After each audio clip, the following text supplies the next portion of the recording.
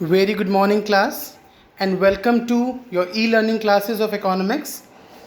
In previous lecture, we covered the topic of types of workers and the hired and self-employed workers and the number of female workforce in India. And in today's lecture number 44 of economics, we are going to cover the topic casualization and informalization of workforce, rural and urban unemployment. My dear student, first of all, we should go ahead with the topics. We should know the meaning of casualization of workforce.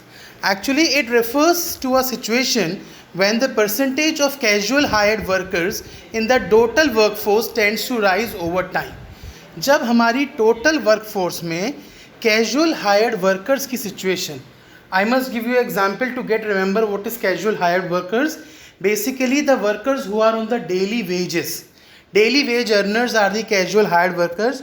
और जब casual hired workers का जो percentage है वो हमारे total workforce में time to time बढ़ने लगता है, then it is the situation of casualisation of workforce. अगर मैं कैजुअल हायर्ड वर्कर्स की टोटल वर्कफोर्स में बात करूं तो in 1972 it was 23%, but in 1999, near about approx the time period of 27-28 years, it was 33%, and further in 2009 it was 39.3%. मतलब 2009 में लगभग 40% लोग वर्कफोर्स में कैजुअल वर्कफोर्स से थे, but it slightly declined in to 30.9 in 2014, and now again it is declined.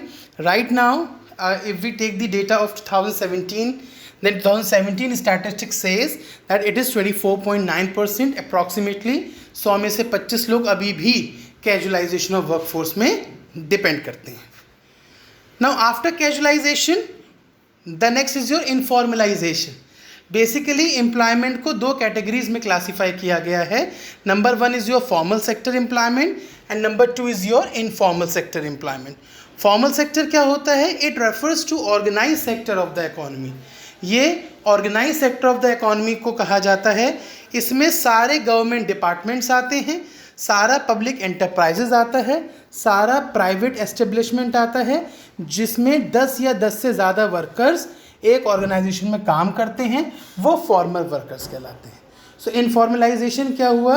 Basically formal और informal का combination. तो जिस भी एंटरप्राइज में 10 या 10 से ज़्यादा लोग एक ऑर्गेनाइज सेक्टर में काम कर रहे हैं, that is known as your formal workers. Now formal workers के साथ क्या क्या चीज़ें हैं?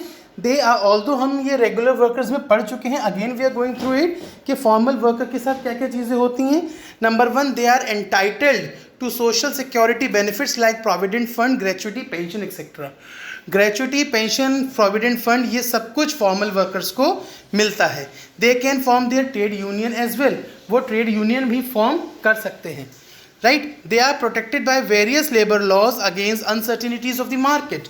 मार्केट में अगर कोई भी अनसर्टिनिटी होती है, so they are protected by different laws, right.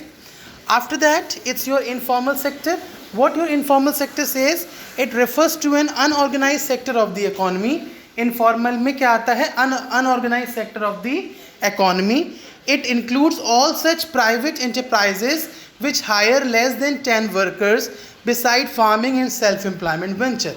अगर हम फार्मिंग और सेल्फ एम्प्लॉयड को छोड़ दें तो किसी भी फर्म जिसमें 10 वर्कर से ज़्यादा काम कर रहे हैं, that comes in informal sector. और उन वर्कर्स को हम क्या कहते हैं? They are the informal workers. Now, as formal worker having many advantages, so informal workers have too many disadvantages also.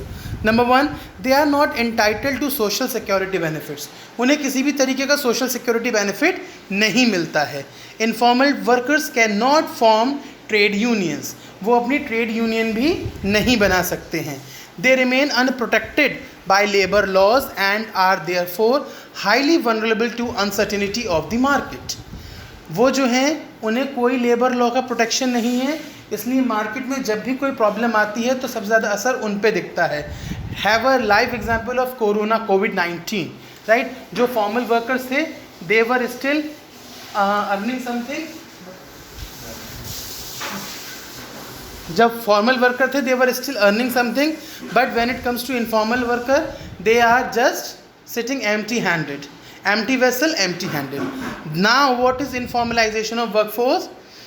Informalization of workforce is defined as a situation where percentage of workforce in the formal sector tends to decline and that in the informal sector tends to rise.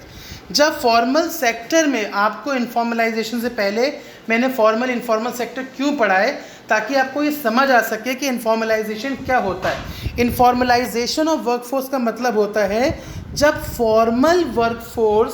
जब workforce of formal sector is decline and workforce of informal sector rises. That is your informalization. Now rural and urban unemployment. Unemployment बेटा दो categories में है. Rural, गांव का unemployment को हम rural के अनएम्प्लॉयमेंट कहते हैं और शहर के अनएम्प्लॉयमेंट को हम अर्बन अनएम्प्लॉयमेंट कहते हैं. I have given the picture also. Rural unemployment is categorise in two categories, disguised unemployment and seasonal unemployment. And urban unemployment is still in two categories. Number one, industrial unemployment and educated unemployment. Now first of all we'll take rural unemployment. Rural unemployment is dominated by disguised and seasonal unemployment. Rural unemployment में दो तरह के unemployment आते हैं, एक disguised and एक seasonal. Now what is disguised unemployment? This unemployment occurs when the number of workers engaged in a job is much more than actually required to accomplish it. मैं आपको पहले इसका एग्जाम्पल दूंगा, फिर आपको और अच्छे समझ आएगा. सपोज़ कीजिए एक फार्मिंग लैंड है, 5 एकर्स की लैंड है, उस पर 10 लेबर की रिक्वायरमेंट है और आपने उस पर 15 लेबर लगा रखी है. तो जो रिमेनिंग की 5 लेबर्स हैं दे आर डिस्गाइज्डली अनएम्प्लॉयड. एक्चुअल में उनको वहाँ पे एम्प्लॉयड होना ही नहीं चाहिए. जब 10 लोगों से काम चल रहा है तो 15 का लगाने का कोई मतलब नहीं है, राइट. वाई? बिकॉज अगर वो लगे भी हैं तो वो डिस्गाइज्डली अनएम्प्लॉयड हो रहे हैं. इंडिया में फार्मिंग सेक्टर में डिस्गाइज्ड अनएम्प्लॉयमेंट सबसे ज़्यादा होता है.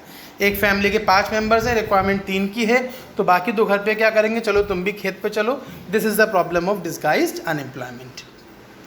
Now seasonal unemployment, this is another kind of rural unemployment. गांव देहात में एक और अनएम्प्लॉयमेंट होता है, that is seasonal unemployment. Seasonal unemployment में क्या होता है, एग्रीकल्चर जो ऑक्यूपेशन है उसमें ऑफ सीज़न बहुत होते हैं. फार्मर्स के पास पूरे साल फसल नहीं होती. जो इंसान मानिए अगर आम की खेती बाड़ी कर रहा है तो वो बस 4-5 महीने ही अपना ऑक्यूपेशन करता है, बाकी टाइम वो फ्री बैठता है, right. So seasonal unemployment is the unemployment in which occupation unemployment occurs due to season, कि जब आपका सीज़न नहीं है तो वह आप उस टाइम के लिए अनएम्प्लॉयड हैं. For example, it is estimated that a farmer who grow one crop in a year usually remain unemployed for 5 to 7 months. जो फार्मर क्रॉप ग्रो करता है वो 5 से 7 महीने एक साल में अनएम्प्लॉयड रहता है. So this is all about rural unemployment. Now urban unemployment.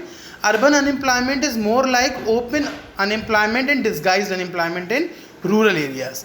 Urban unemployment को 2 कैटेगरीज में रखा गया है, एक इंडस्ट्रियल अनएम्प्लॉयमेंट और एक एजुकेटेड अनएम्प्लॉयमेंट. इंडस्ट्रियल अनएम्प्लॉयमेंट बेटा क्या होता है, जो जितने भी लोग इलिटरेट होते हैं और वो सब शहर में आते हैं उन सबको इंडस्ट्रीज़ में एम्प्लॉयमेंट दिया जाता है. माइनिंग, ट्रांसपोर्ट, ट्रेड में और कंस्ट्रक्शन एक्टिविटीज़ में एम्प्लॉयमेंट दिया जाता है. लेकिन कितना एम्प्लॉयमेंट देंगे, गांव से इंसान आया चले जा रहा है, राइट. और यहाँ पे आपके पास इतनी जॉब्स नहीं है तो ultimately unemployment will occur. What are the principal causes of industrial unemployment? Industrial unemployment के प्रिंसिपल कॉजेज क्या क्या हैं? Rapid rise in population over time. Population में राइज होना, जितनी पॉपुलेशन बढ़ेगी गांव देहात में उतने ही लोग जॉब्स के लिए ईगर होंगे और जितने जॉब्स के लिए ईगर होंगे इंडस्ट्रीज़ की तरफ भागेंगे शहर में, क्योंकि शहर में अगर आप बिना पढ़े लिखे हैं तो सिर्फ इंडस्ट्रीज़ में आपको लेबर की जॉब मिल सकती है और कहीं नहीं मिल सकती. दूसरा, concentration of industries in the urban areas. जितना भी इंडस्ट्रीज़ हैं वो अर्बन एरिया में कंसंट्रेटेड होती चली जा रही हैं. This is the another problem of industrial unemployment. Now next come your educated unemployment. This is the unemployment which occurs in the education sector. आप पढ़े लिखे हैं तब भी आपको जॉब नहीं है. This is the very big problem for the urban people. आप शहर में हैं, आप पढ़े लिखे हैं लेकिन आपको जॉब नहीं मिल रही है. This is your educated unemployment. On account of expansion of educational unemployment, the number of educated persons has substantially increased. पढ़े लिखे लोगों की संख्या बढ़ती चली जा रही है और इसलिए ये अनएम्प्लॉयमेंट भी बढ़ता चला जा रहा है. जितनी पढ़े लिखों की संख्या बढ़ रही है उतना ही अनएम्प्लॉयमेंट बढ़ता चला जा रहा है. और education in India is still not job oriented. India में एजुकेशन अभी भी जॉब ओरिएंटेड नहीं है, it is largely degree oriented. Education जो इंडिया में लोग ले रहे हैं वो जॉब उन्हें कम मिलती है, बस उन्हें डिग्री मिलती है. डिग्री के बाद they are just going for the job. Increase in unemployment opportunity has significantly lagged behind the increase in size of education labor force.